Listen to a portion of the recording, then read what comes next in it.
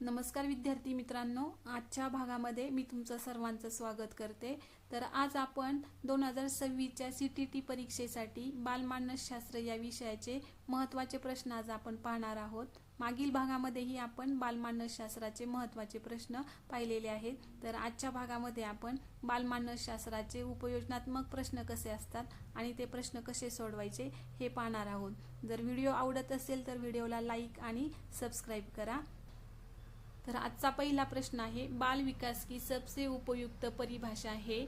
Option आहेत केवल शारीरिक वृद्धि, केवल मानसिक परिवर्तन, शारीरिक मानसिक सामाजिक व भावनात्मक परिवर्तन, केवल सीखने की प्रक्रिया।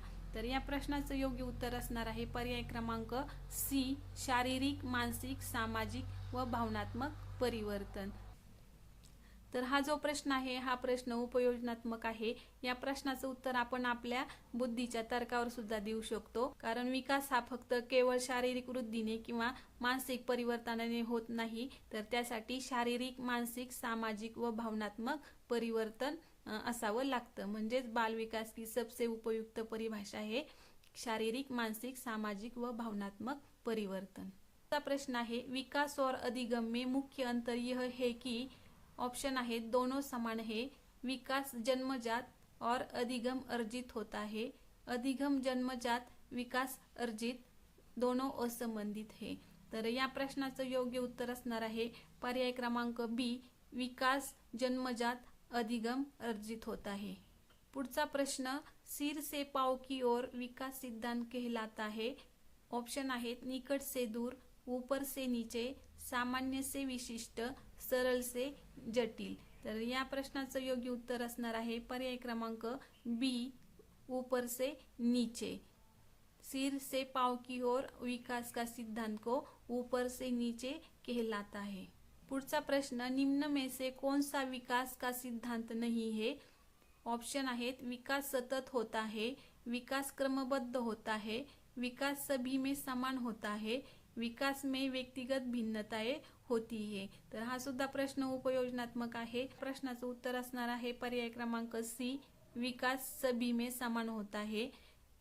पुढचा प्रश्न आहे, वाइगोत्स्की के अनुसार अधिगम का आधार है। ऑप्शन आहेत परिपक्वता, प्रयास त्रुटी, सामाजिक अंतरक्रिया, अनुबंधन। तर या प्रश्नाचं योग्य उत्तर असणार आहे पर्याय क्रमांक सी, सामाजिक अंतरक्रिया। तर वाइगोत्स्की अनुसार अधिगम का आधार सामाजिक अंतरक्रिया है। प्रश्न है, पियाजे के अनुसार बालक में प्रतीकात्मक सोच विकसित होती है। ऑप्शन आहेत संवेदी गति अवस्था, पूर्व संक्रियात्मक अवस्था, ठोस संक्रियात्मक अवस्था, औपचारिक संक्रियात्मक अवस्था। तर या प्रश्नाचं उत्तर असणार आहे पर्याय क्रमांक बी, पूर्व संक्रियात्मक अवस्था। पियाजे के अनुसार बालक में प्रतीकात्मक सोच पूर्व संक्रियात्मक अवस्था में विकसित होती है। दूसरा प्रश्न है, किशोरावस्था को संघर्ष का काल क्यों कहा जाता है। ऑप्शन आहेत शारीरिक कमजोरी के कारण, मानसिक विकास न होने के कारण, तीव्र शारीरिक व भावनात्मक परिवर्तन के कारण, पढ़ाई के दबाव के कारण। तर या प्रश्नाचं योग्य उत्तर असणार आहे पर्याय क्रमांक सी, तीव्र शारीरिक व भावनात्मक परिवर्तन के कारण। पुढचा प्रश्न, निम्न में से कौन सा अधिगम का प्रकार है। ऑप्शन आहेत परिपक्वता, वृद्धि, अंतर्दृष्टी, विकास। तर या प्रश्नाचं योग्य उत्तर असणार आहे पर्याय क्रमांक सी, अंतर्दृष्टी। अंतर्दृष्टी अधिगम का प्रकार है। पुढचा प्रश्न असणार आहे, ब्रूनर के अनुसार प्रभावी अधिगम होता है। पर्याय आहेत रटने से, दंड से, खोज द्वारा, अनुकरण से। तर या प्रश्नाचं योग्य उत्तर असणार आहे पर्याय क्रमांक सी, खोज द्वारा। ब्रूनर के अनुसार प्रभावी अधिगम खोज द्वारा होता है। पुढचा प्रश्न आहे, कोहलबर्ग का सिद्धांत संबंधित है बुद्धि विकास, नैतिक विकास, सामाजिक विकास, भावनात्मक विकास। तर या प्रश्नाचं योग्य उत्तर असणार आहे पर्याय क्रमांक बी, नैतिक विकास। कोहलबर्ग का सिद्धांत नैतिक विकास से संबंधित है। प्रश्न, बुद्धि परीक्षण का उद्देश्य है ज्ञान मापना, रुचि मापना, मानसिक क्षमता मापना, व्यक्तित्व मापना। तर या प्रश्नाचं योग्य उत्तर असणार आहे पर्याय क्रमांक सी, मानसिक क्षमता मापना। बुद्धि परीक्षण का उद्देश्य होता है मानसिक क्षमता मापना। दूसरा प्रश्न आहे, अधिगम का सबसे स्थायी रूप है? पर्याय आहेत रटन, अनुभव आधारित, दंड आधारित, भय आधारित। तर या प्रश्नाचं योग्य उत्तर असणार आहे पर्याय क्रमांक बी, अनुभव आधारित। अधिगम का सबसे स्थायी रूप अनुभव आधारित है। पुढचा प्रश्न आहे, समावेशी शिक्षा का लक्ष्य है? पर्याय आहेत विशेष बच्चों को अलग रखना, केवल सामान्य बच्चों को पढ़ाना, सभी बच्चों को समान अवसर देना, केवल परीक्षा परिणाम सुधारना। तर या प्रश्नाचं उत्तर असणार आहे पर्याय क्रमांक सी, सभी बच्चों को समान अवसर देना। समावेशी शिक्षा का लक्ष्य है सभी बच्चों को समान अवसर देना। प्रश्न आहे, अभिप्रेरणा का सर्वोत्तम स्रोत है? पर्याय आहेत भय, दंड, रुची, दबाव। तर या प्रश्नाचं योग्य उत्तर असणार आहे पर्याय क्रमांक सी, रुची। अभिप्रेरणा का सर्वोत्तम स्रोत है रुचि। पुढचा प्रश्न, निम्न में से कौन सा भावनात्मक विकास का संकेत है? पर्याय आहेत लंबाई बढ़ना, वजन बढ़ाना, भावनाओं पर नियंत्रण, शब्द भंडार बढ़ाना। या प्रश्नाचं योग्य उत्तर असणार आहे पर्याय क्रमांक सी, भावनाओं पर नियंत्रण। तर भावनाओं पर नियंत्रण भावनात्मक विकास का संकेत है। पुढचा प्रश्न, बालक में नैतिक मूल्यों का विकास मुख्यतः होता है? पर्याय आहेत पुस्तकों से, दंड से, सामाजिक अनुभव से, परीक्षा से। तर या प्रश्नाचं योग्य उत्तर असणार आहे पर्याय क्रमांक सी, सामाजिक अनुभव से। बालक में नैतिक मूल्यों का विकास मुख्यतः सामाजिक अनुभव से होता है। पुढचा प्रश्न, अधिगम स्थानांतरण का अर्थ है? याद करना, भूल जाना, ज्ञान का नई परिस्थिति में प्रयोग, अभ्यास करना। तर या प्रश्नाचं योग्य उत्तर असणार आहे पर्याय क्रमांक सी, ज्ञान का नई परिस्थिति में प्रयोग। अधिगम का स्थानांतरण का अर्थ होता है ज्ञान का नई परिस्थिति में प्रयोग। पुढचा प्रश्न, बालक का सामाजिक विकास सबसे अधिक होता है? पर्याय आहेत अकेले रहने से, समूह गतिविधियों से, दंड से, पुस्तक पढ़ने से। तर या प्रश्नाचं योग्य उत्तर असणार आहे पर्याय क्रमांक बी, समूह गतिविधियों से। तर हे जे प्रश्न आहेत हे प्रश्न उपयोजनात्मक आहेत, म्हणून या प्रश्नाचं उत्तर देताना आपल्या तर्कशक्तीवर सुद्धा आपण देऊ शकतो। पियाजे के अनुसार संरक्षण की अवधारणा विकसित होती है। पर्याय आहेत संवेदी गति, पूर्व संक्रियात्मक, ठोस संक्रियात्मक, औपचारिक संक्रियात्मक। तर या प्रश्नाचं उत्तर असणार आहे पर्याय क्रमांक सी, ठोस संक्रियात्मक। पियाजे के अनुसार संरक्षण की अवधारणा विकसित होती है ठोस संक्रियात्मक से।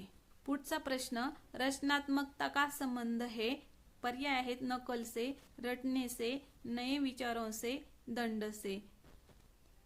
तर या प्रश्नाचं योग्य उत्तर असणार आहे पर्याय क्रमांक सी, नए विचारों से। रचनात्मकता का संबंध नए विचारों से है। पुढचा प्रश्न, शिक्षक की भूमिका बाल केंद्रित शिक्षा में होती है? ऑप्शन आहेत नियंत्रक, अनुशासक, मार्गदर्शक, निर्णायक। तर या प्रश्नाचं उत्तर असणार आहे पर्याय क्रमांक सी, मार्गदर्शक। शिक्षक की भूमिका बाल केंद्रित शिक्षा में मार्गदर्शक की होती है। पुढचा प्रश्न, EQ का संबंध है? ऑप्शन आहेत शारीरिक शक्ती, बौद्धिक क्षमता, भावनात्मक बुद्धी आणि सामाजिक स्थिती। तर या प्रश्नाचं उत्तर असणार आहे सी, पर्याय भावनात्मक बुद्धि। EQ का संबंध भावनात्मक बुद्धि से है।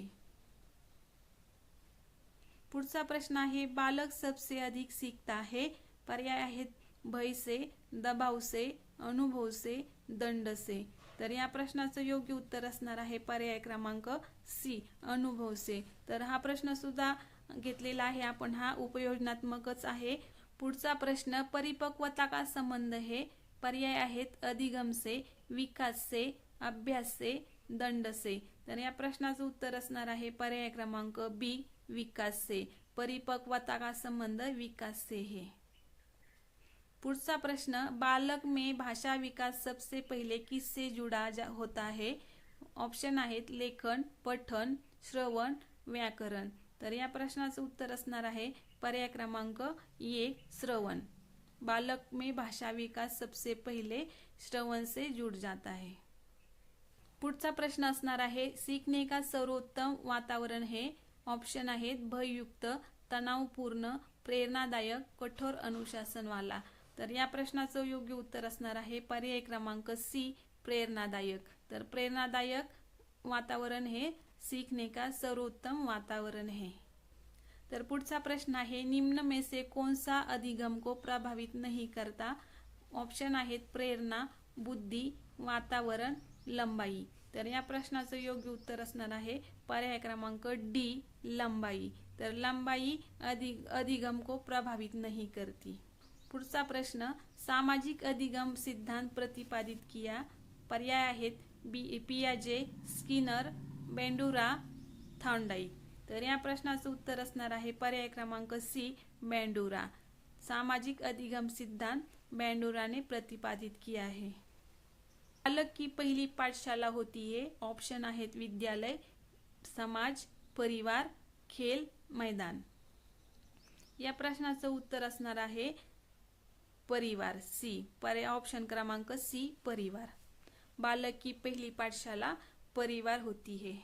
शेवटचा प्रश्न आहे, प्रभावी शिक्षण का प्रमुख उद्देश्य है पाठ्यक्रम पूरा करना, परीक्षा परिणाम, सर्वांगीण विकास, अनुशासन बनाए रखना। तर या प्रश्नाचं योग्य उत्तर असणार आहे सर्वांगीण विकास। प्रभावी शिक्षण का प्रमुख उद्देश्य होता है सर्वांगीण विकास। तर अशा पद्धतीने आजच्या भागामध्ये आपण या बालमानसशास्त्राच्या प्रश्नांमध्ये काही बालमानसशास्त्राचे उपयोजनात्मक प्रश्नही घेतलेले आहेत आणि हे प्रश्न कसे असतात यावरून ते प्रश्न सोपे आहेत की कठीण आहे याचा अंदाज आपल्याला येणार आहे। जर व्हिडिओ आवडला असेल तर व्हिडिओला लाईक आणि सबस्क्राईब करा। धन्यवाद।